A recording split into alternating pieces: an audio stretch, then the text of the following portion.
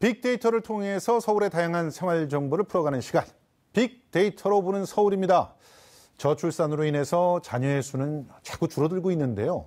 사교육 열기는 오히려 더욱 높아지고 있다는 사실. 특히 서울은 다른 도시에 비해서 사교육비가 월등히 많다고 하는데요. 이것도 역시 데이터를 통해서 확인해 볼 수 있을지.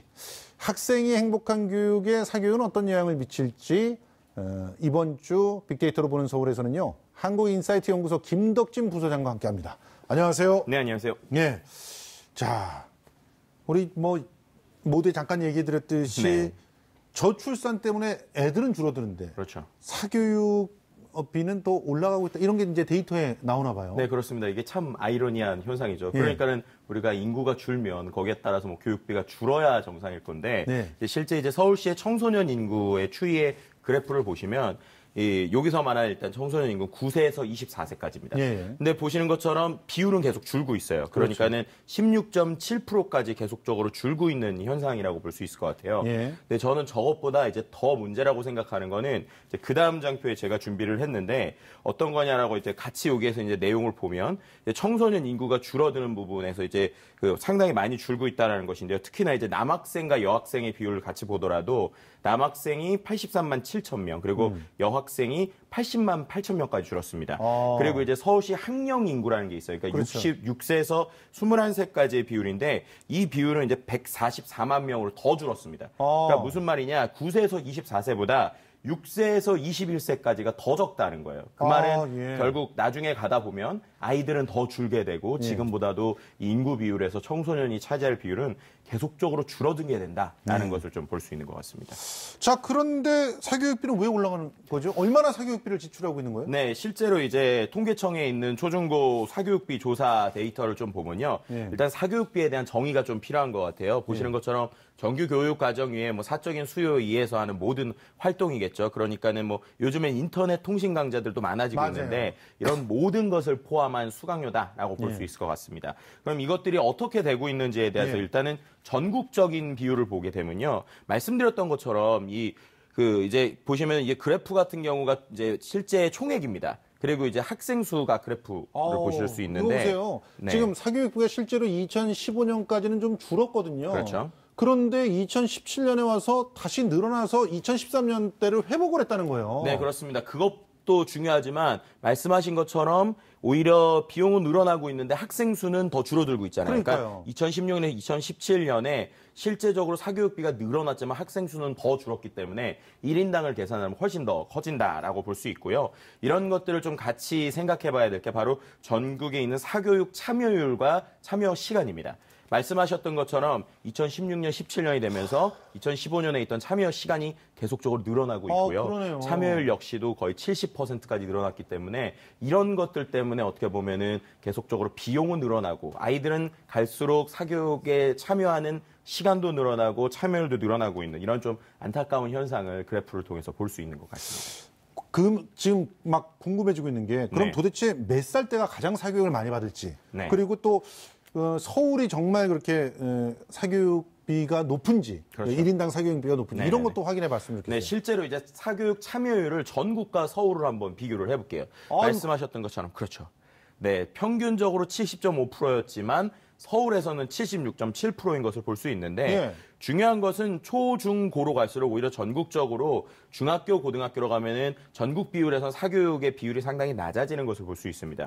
그런데 이제 서울은 상대적으로 보면 초등학교, 중학교, 고등학교의 어떤 하락률이 전국에 비해서는 낮은 것을 볼 수 있어요. 그러니까는 중학교나 고등학교를 가더라도 서울에서는 전국적인 비교에 비해서 사교육의 참여율이 상당히 많다라고 볼 수 있고요. 그 외에 이제 서울 학생들의 사교육 비용을 한번 보도록 하겠습니다. 전국적으로 이제 평균보다 보시는 것처럼 훨씬 많은 비용을 이제 소비하는 것을 볼 수 있고요. 한 달에 이제 거의 39만 원 수준이죠. 그런데 이제 초, 중, 고로 갈수록 이것이 계속 올라가고 더 중요한 것은 오히려 중학교에서 고등학교로 내릴 때 전국적으로는 오히려 금액이 하락하는 것을 볼 수 있는데 이제 서울에서는 중학교, 고등학교로 정말 한 달에 거의 45만 원, 50만 원꼴을 사교육에 이제 어떻게 보면 소비하고 있는 이런 부분들이 확실히 전국의 어떤 추세와 서울의 추이가 좀 다르다라고 볼 수 있고요. 사교육 참여 학생 1인당 월 평균 사교육비 역시 네. 상당히 높아지는 것을 볼 수 있는데 전국적으로 보더라도 이제 월 평균에 있는 비용들이 계속적으로 올라가는 것을 볼 수 있는데 앞서서 보신 거를 생각을 해보면 예. 서울 비율이 상당히 이제 높았던 걸 보면 예. 결국 저 상승을 서울에서 많이 주도하고 있다라고 같이 설명을 할 수 있을 것 같습니다. 그렇네요. 지금 1인당 월 평균 사교육비가 51만 5천 원이에요. 고등학교 같은 경우. 그렇죠. 그러면 고등학교 다니는 애 둘 있으면은 지금 이게 100만 원이 넘는다는 거예요. 참 안타까운 현실인 것 같아요.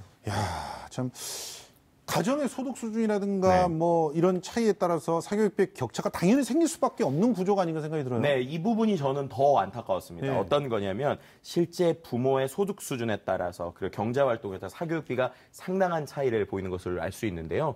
보시는 것처럼 이게 월 평균이에요. 그러니까 월 평균 만약에 이제 가정이 200만 원 미만을 버는 전국적으로 볼 때 사교육비가 10만 원 미만입니다. 네. 근데 저게 한 5% 언저리 정도 된단 말이에요. 네. 그런데 이게 금액이 올라갈수록 당연히 이제 같이 금액이 올라가는데 저 비율을 자세히 보다 보면 600만 원 이상, 700만 원에서 700만 원 이상을 가면 오히려 200만 원대보다 사용하는 비율도 올라갑니다. 그러니까 이게 5% 미만인데 700만 원이나 600만 원 이상에서는 거의 6% 이상까지, 그러니까 전체 금액의 6% 이상을 교육에 투자하고 있다는 거거든요. 그러니까 예. 이게 참 아이러니하게 우리가 뭐 예전에는 개천에서 용난다라든지 아니면 교육비에 대한 투자들이 뭐 부자들은 이제 그만큼 덜 쓰는 것이 아니냐라고 할 수 있지만 오히려 소득이 높은 데일수록 그 소득 중에 더 높은 비율을 교육비에 사용하고 있다라고 하는 것은 우리에게 주는 여러 가지 시사점이 분명히 있는 것 같습니다. 지금 뭐 사교육을 받는 목적도 굉장히 궁금해요. 네네네. 지금 성적이나 진학 때문에 주로 사교육을 받는다고 생각하는데 네. 그 외의 이유들도 좀 있나 보죠? 뭐 그런데 정확하게 말씀하신 것처럼 우리의 대부분의 사교육은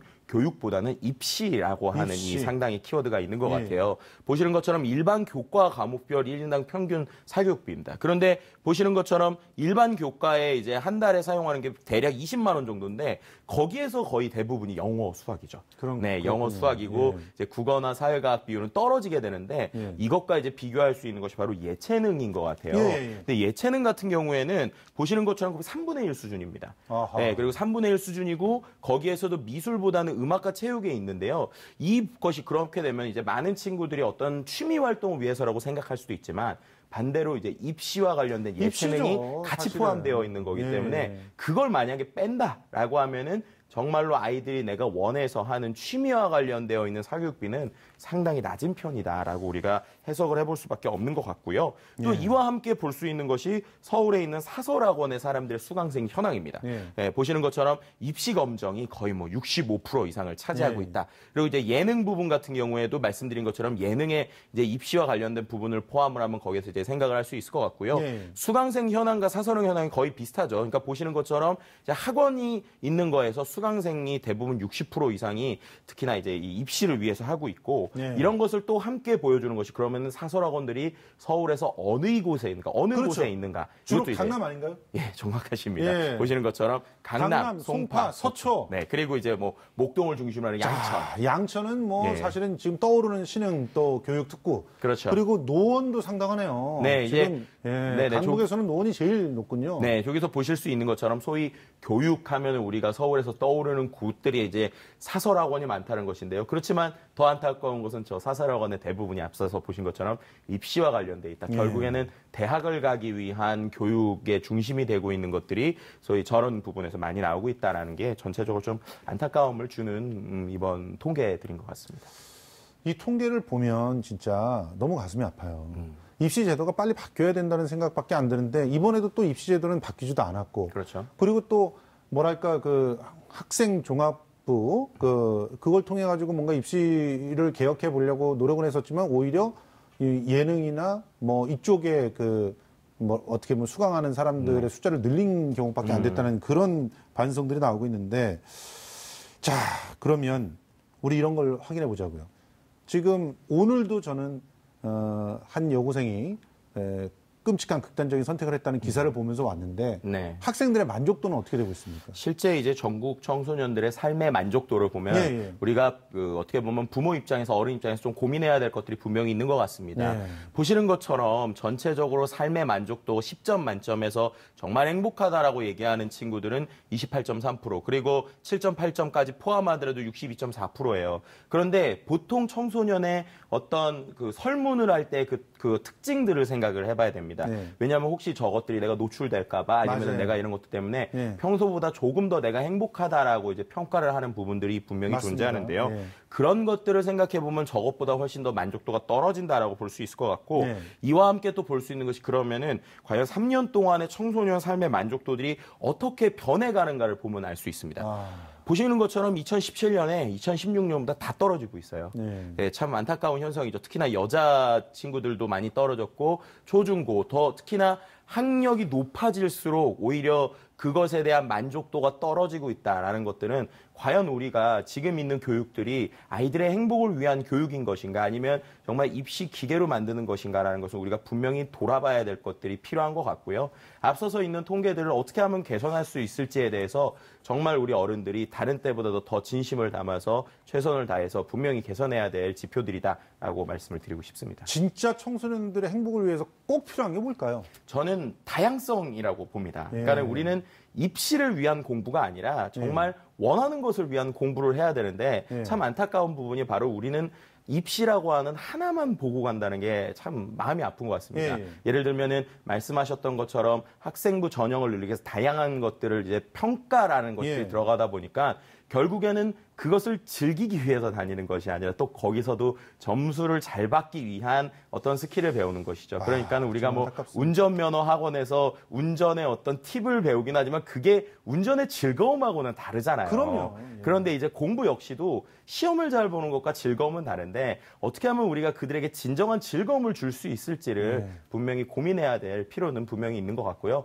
아이들 역시도 내가 힘들다라고 하면 그걸 조금 더 적극적으로 알리는 그런 알을 깰 수 있는 용기 역시도 조금이나마 필요할 것 같습니다. 진정으로 아이들이 행복할 수 있는 그런 다양한 세상을 위해서 노력을 해야 되지 않을까 생각합니다. 오늘 김덕진 부소장과 함께했습니다. 고맙습니다. 감사합니다.